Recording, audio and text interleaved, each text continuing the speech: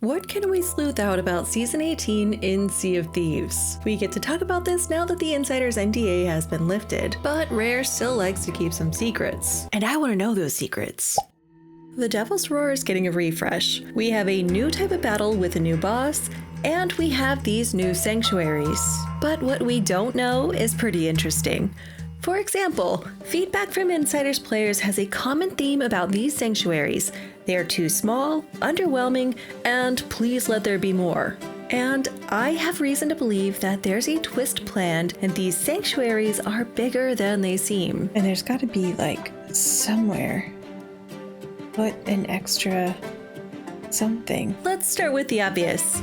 In Act 1, we get some storyline payoff for the Smuggler's Runs from Season 17. And look it, they use these barrels to excavate. Before we can really get into that though, we have to find a sarcophagus to unleash the new boss with some crazy new movement and attacks that are unlike any other boss we've fought in the Sea of Thieves. There's a better chance to find the sarcophagi with the Eternal Guards in the Devil's Roar, but they can also be found randomly on any large island in any region. Thank you, Rare. No matter where you find the Eternal Guard, the Kia drops will lead to one of the new underground sanctuaries in the Devil's Roar, Flame's End, Brimstone Rock, or Cinder Islet. This is where things get interesting. The first thing we see is new treasure for the trading companies. And who doesn't love new loot, especially when it includes Hunter's Call items. But circling back to the concerns that these sanctuaries are underwhelming, there's no puzzle to solve and they are tiny. Kind of like the islands they're located under. However, the more I look at these sanctuaries, the more I'm convinced there's more. We can also see some familiar constellation markings and some that resemble landmarks from islands in the Ancient Isles. Except for this. This little guy is the only symbol here that isn't a known constellation or landmark on any island. Starbright X mentioned 18 constellations while listing off a few from the Stars of a Thief tall tale. But there are only 16 known constellations from that tall tale, and we only know of 16 dark constellations as well. This has had my crewmate intrigued since the beginning of Season 17. He's interested in the stars. I'm interested in her interest in the stars.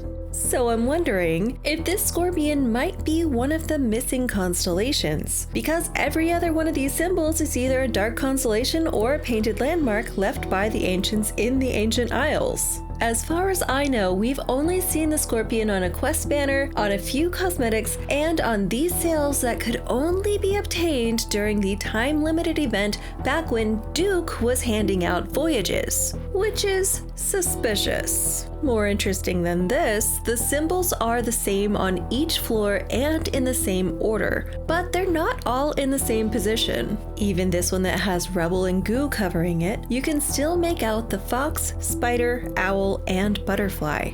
The first time we were in this room, it felt like there must be some way to open a hidden door or to get the floor to open up into a staircase. The Ashen Keys only open additional compartments with more treasure, by the way.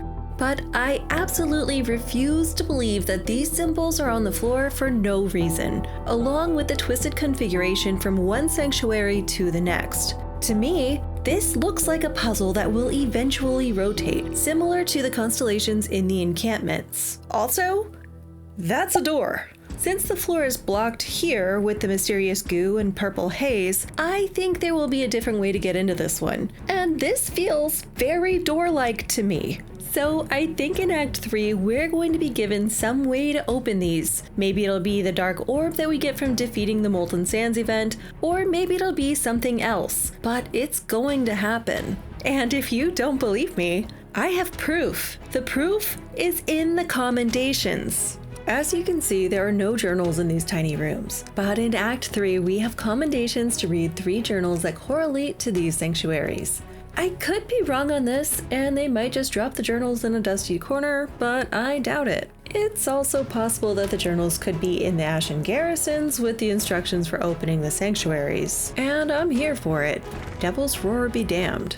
As weird as it may be to say this, I'm excited to see the Molten Sands event and the Ashen Garrisons. I'd also love to talk to Duke, but since I don't have any of the Smuggler's commendations done on Insiders, I can't. So whatever quest he might have for us next season will have to remain a mystery for now. I don't know about you, but I'm kind of having fun trying to unravel what mysteries might be coming in the future. Season 17 ended with a big twist, so I'm just gonna trust that Season 18 will probably do the same.